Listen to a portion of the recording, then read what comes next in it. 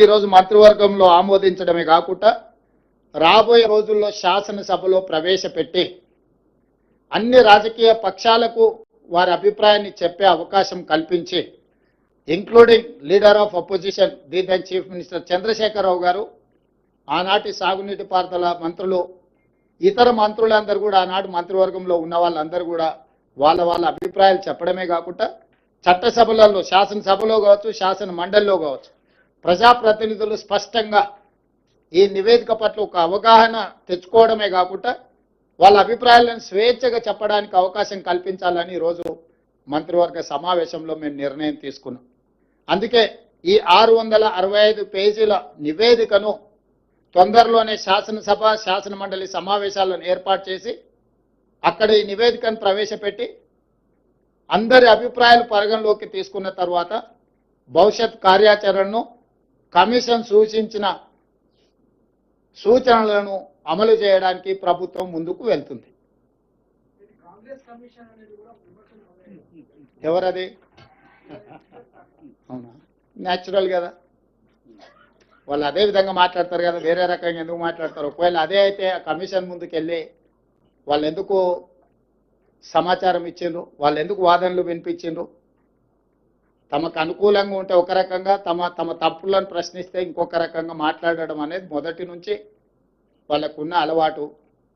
ఈరోజు మేము కమిషన్ని వాళ్ళు తప్పుపడుతుండ్రు.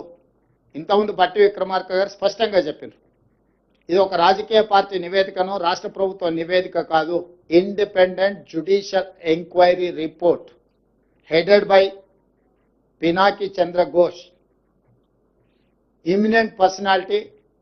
He headed as a Supreme Court judge, Lokpal chairperson, ఇలాంటి ప్రధానమైన బాధ్యతలు నిర్వహించిన వ్యక్తి 16 నెలలు అందరికి అవకాశం ఇచ్చి వాళ్ళు చెప్పుకోవడానికి అందరికీ సమానమైన అవకాశాలు కల్పించి ఈరోజు నివేదిక ఇచ్చిండు.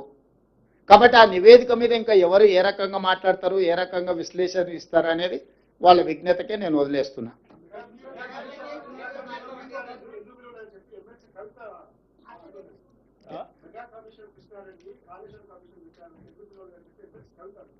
మరి వాళ్ళ ఫాదర్ని అడగాలి, ఎందుకనంటే ఎవరికి ఏం మంచి పెట్టిండో వాళ్ళ ఫాదర్కి తెలుసు కదా.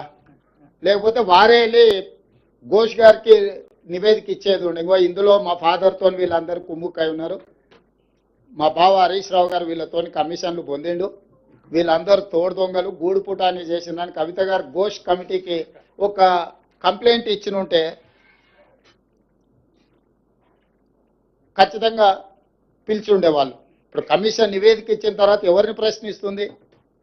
ఒకవేళ ఘోష్ గారిని ప్రశ్నించాలంటే వారు కలకత్తాలో ఉంటారు, కవిత గారు కలకత్తాకి వెళ్ళి ప్రశ్నలు వేయవచ్చు.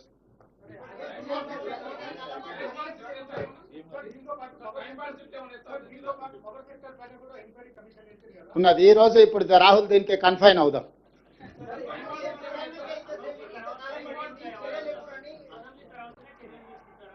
అసెంబ్లీలో చర్చలు చేసిన తర్వాత చర్చల సారాంశం ప్రకారం భవిష్యత్ కార్యాచరణ ఉంటుంది. మీకు స్పష్టంగా చెప్పడం కోసమే మీ ఊహాజనితమైన కథనాలకు కానీ ఊహాజనితమైన ప్రశ్నలకు తావు లేకుండా ఉండడానికే కమిషన్ రిపోర్ట్ ఇచ్చిన 4 రోజుల్లోనే మంత్రివర్గ సమావేశాన్ని ఏర్పాటు చేసి మంత్రివర్గ సమావేశం ఆ నివేదికను ఆమోదించి ఆ నివేదికలో ఉన్న సారాంశాన్ని నిక్షిప్తంగా మీడియా మిత్రులకు అందరూ కూడా కంప్లీట్గా ఇన్ డీటెయిల్ ఒక పవర్ పాయింట్ ప్రజెంటేషన్ ద్వారా మీకు వివరించడం జరిగింది. దీంట్లో ఎలాంటి శశభిషలకు తావు లేదు. నివేదిక సారాంశాన్ని సూచనల్ని తప్పకుండా ఈ ప్రభుత్వం పాటిస్తుంది. దానికి ఒక అప్రోప్రియేట్ సిస్టమ్ని అడాప్ట్ చేసుకోదలుచుకున్నాం. మేము రాజకీయ కక్షాపూరితమైన చర్యలు చేపట్టినట్టు లేకపోతే ఎవరి మీదనో వ్యక్తిగతంగా ద్వేషంతో నిర్ణయాలు తీసుకున్నట్టు ఏమాత్రం చర్చలకు తావు ఇవ్వకుండా ఈ ప్రభుత్వము పారదర్శకంగా పనిచేయాలనుకుంటుంది. కాబట్టి ఈరోజు అన్ని వివరాలను మీ ముందు పెట్టడం జరిగింది.